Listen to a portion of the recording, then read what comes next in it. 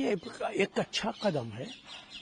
हम अगर अपने जनता को, अपने भाइयों को ये ट्रेनिंग दे दें कि बुरे वक्त में कैसे हिफाजत की जाती है और किस तरीके से करनी चाहिए, वो एक सही कदम है। लेकिन जिस तरीके का माहौल देश में पैदा हो रहा है, उससे हमें लगता है कि भारत सरकार देर जरूर कर रही है, लेकिन कोई बड़ा कदम सरकार उठाने वाली है। क्या कदम होगा ये तो सरकार ही बताएगी, लेकिन जो हालात देश के अंदर पैदा किए गए, उससे लगता है कि सरकार हमारे 26 लोगों का जो मारे गए, उनका बड़े पैमाने पर बदला लेगी।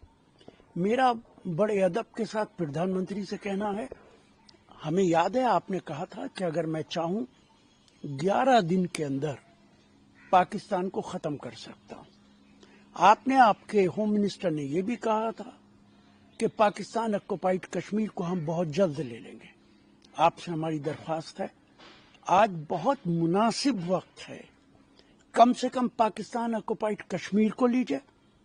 और जैसे कि भारत सरकार के पास सबूत भी होंगे और यकीन भी है कि आसिम मुनीर इसके पीछे है। जो 26 लोग मारे गए, उसके पीछे पाकिस्तान का chief of the army staff Asim Munir है। भारत की जनता चाहती है कि मोदी साहब आसिम मुनीर को जंजीरों में जकड़कर दिल्ली लेकर आइए। यूनाइटेड नेशंस की सिक्योरिटी काउंसिल की मीटिंग में, जिसके अंदर कई मेंबर्स जो देश हैं, उन्होंने पाकिस्तान को सीधे तौर पे जो है इनफॉर्मल सेशन के अंदर ग्रिल किया। और हालांकि पाकिस्तान ने अपने इस नैरेटिव को फॉल्स फ्लैग बताया कि एलईटी लश्कर तोयबा इसमें इन्वॉल्व है। और कुछ मेंबर्स ने ये भी कहा कि जिस तरीके से पुलिस को टारगेट किया गया, ये बहुत गलत है। और पाकिस्तान की तरफ से जो मिसाइल टेस्ट हो रहे हैं, उसको लेके भी सवाल खड़े किए गए हैं यूनाइटेड नेशंस सिक्योरिटी काउंसिल। देखिए, यूनाइटेड नेशंस काउंसिल के अंदर जो भी कुछ बात हुई हो, वो एक अलहदा चीज़ है, लेकिन हमारी जिम्मेदारी हमारी सरकार की कि पूरी दुनिया के अंदर माहौल बनाए, पूरी दुनिया को ये बताए कि पाकिस्तान हमारे साथ क्या कर रहा है। मुझे याद है जब पार्लियामेंट पे हमला हुआ था और अटल जी देश के प्रधानमंत्री थे, तो अटल जी ने हम सबको, जितने पार्लियामेंट के मेंबर्स थे, डेलीगेशन बना के पूरी दुनिया के मुल्कों में भेजा था, माहौल बनाने के लिए, ये बताने के लिए कि पाकिस्तान क्या कर रहा है। मैं उम्मीद करता हूं कि यूनाइटेड नेशंस के अंदर और पूरी दुनिया के अंदर भारत सरकार ये माहौल बनाएगी कि पाकिस्तान किस तरीके की गंदी हरकतें कर रहा है। सर, इसके अलावा जो है कांग्रेस के अध्यक्ष और नेता विपक्ष राज्यसभा खड़गे जी ने कहा है कि चिट्ठी लिखिए प्रधानमंत्री को कि वो कराएं, जल्द से जल्द सेंसस कराएं। और रिप्लाई जो है उन्होंने 2023 में चिट्ठी लिखी थी, उसका नहीं मिला, उसका जिक्र भी उन्होंने किया है। और ये कहा है कि जल्द से जल्द उसको कराया जाए और एक ऑल पार्टी मीटिंग हो जाए। देखिए, भारत सरकार ने अभी तक ये नहीं बताया है कि ये सेंसस, ये रायशुमारी कब से शुरू होगी। और कितनी अचंभे की बात है, ये न बताते हुए कि सेंसस कब से शुरू होगा, आपने ये ऐलान कर दिया जिसकी आप मुखालफत करते थे कि कास्ट बेस्ड सेंसस होगा, जाति जनगणना होगी। मैं बड़े अदब से पूछता हूं, क्या ये उचित वक्त था जब पूरा देश पहलगाम का बदला लेने के लिए आपके फैसले का इंतजार कर रहा है?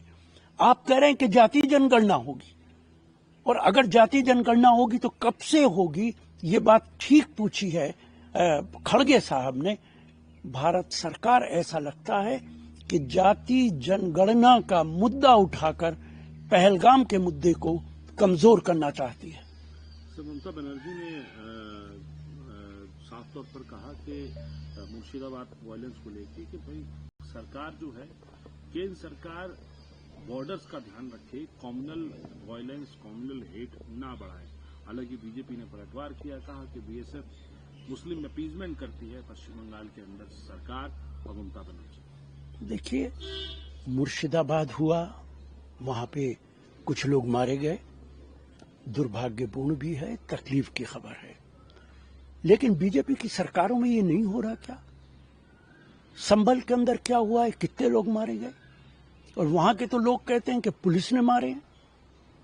क्या बीजेपी को इस बात का एहसास नहीं है कि उनकी सरकारों में क्या हो रहा है जो वो ममता के ऊपर इल्जाम लगा रहे हैं?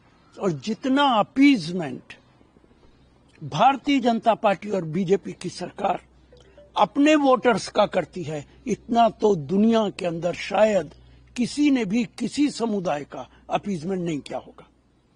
सर, तेजस्वी यादव कह रहे हैं कि बहुत पेन है उनके अंदर सिचुएशन को देख के, जिस तरीके से नीतीश कुमार जिससे गुजर रहे हैं, और ऐसा लग रहा है कि उनको हाईजैक कर लिया गया चीफ मिनिस्टर को, और उनको जो है कोई और चला रहा है। देखिए, ये तो सही है कि नीतीश कुमार जी जिस तरह बिहेव कर रहे हैं वो अनयूजुअल है। जिस तरह वो अधिकारियों तक के पांव छूते हैं, प्रधानमंत्री के बार बार पांव छूते हैं, कभी कभी इस तरीके के बयानात देते हैं, तो शक पैदा होता है कि क्या वो पूरे तरीके से सेहतमंद हैं या नहीं हैं। और अगर वो सेहतमंद नहीं हैं तो उनका इलाज होना चाहिए, और भारतीय जनता पार्टी उनकी इस बीमारी का भी अपने फेवर में फायदा उठाना चाहती है, ऐसा महसूस होता है। सर, आखिरी सवाल पूछना चाहूंगा, 1984 के मामले को लेकर, दंगों के मामले को लेकर राहुल गांधी ने ये साफ तौर पर कहा कि माफी मांगता हूं, उस वक्त कांग्रेस की चीजों में नहीं था, लेकिन अगर कुछ हुआ तो उसके लिए वो माफी मांगते हैं। ये बात हुई थी तब जब अमेरिका में वो गए थे और वहाँ एक सिख स्टूडेंट ने उनसे 84 का सवाल पूछ लिया था। अब आम आदमी पार्टी कह रही है सिर्फ माफी मांग लेना जो है वो काफी नहीं है। जो राहुल गांधी माफी मांग रहे हैं वो एक प्लांट जेनोसाइड था जिसके लिए माफी नहीं दी जा सकती। देखिए, इसमें कहीं कोई दो राय नहीं कि 84 का जो मासेकर था सिखों के खिलाफ, वो नाकाबिले फरामोश है, इतिहास का एक स्याह चैप्टर है। लेकिन राहुल गांधी उस वक्त मौजूद भी नहीं थे। राहुल गांधी ने कहा है कि कांग्रेस ने गलतियां की हैं और उन गलतियों के लिए मैं एक्सेप्ट भी करता हूं और माफी भी मांगता हूं। क्या भारतीय जनता पार्टी और आम पार्टी जो जो गलतियां की हैं, वो चाहे गुजरात क्या हो, चाहे दूसरे मामलात हों, उसके लिए देश से माफी मांगेगी? राहुल गांधी का बड़ा कदम है, और राहुल गांधी ने जिस तरह माफी मांगी है उससे सबक लेना चाहिए। और 84 के दंगों के बारे में मैं बार बार कह चुका हूं, कांग्रेस की यकीनन गलती रही है, लेकिन नानाजी देशमुख ने, जो राष्ट्रीय सेवक संघ के बड़े नेता थे, उन्होंने अपना एक पंफलेट सर्कुलेट किया था उस वक्त, जिसको जॉर्ज फर्नांडीज जो अपनी एक वीकली निकालते थे, प्रतिपक्ष, उसमें नवंबर 85 में गालिबन उन्होंने उसे पब्लिश किया था। और उसमें उन्होंने जो हेडलाइन थी वो ये थी, क्या कांग्रेस और आरएसएस एक साथ आ गए हैं? और उसके बाद वो लेटर पब्लिश किया था जिसमें नानाजी देशमुख ने 84 के उस मासेकर को जस्टिफाई किया था। अनफॉर्चुनेटली नानाजी देशमुख ने कहा था ये ठीक हुआ, भारतीय जनता पार्टी माफी मांगेगी, आरएसएस माफी मांगेगी, और आपने तो नानाजी देशमुख को भारत रत्न दे दिया है।